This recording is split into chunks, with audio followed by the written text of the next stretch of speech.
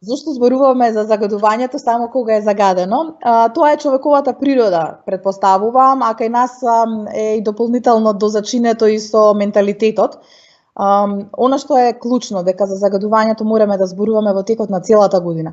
Дури и во лето, кога навидум воздухот е чист, кога навидум заради летните одмори има и помалку собраки и кога дефинитивно домаќинствата не се греат, но да не забораваме дека индустријските капацитети функционираат во текот на целата година.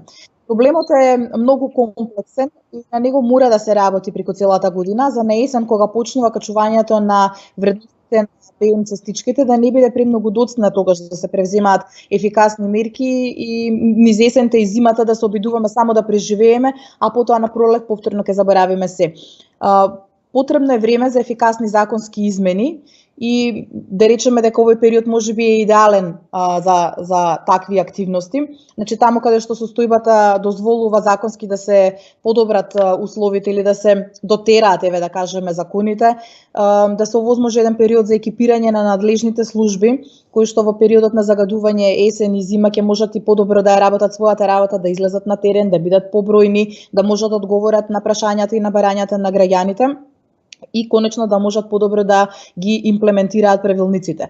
И она што е клучно, во текот на целата година ни е неопходно едуцирање на граѓаните.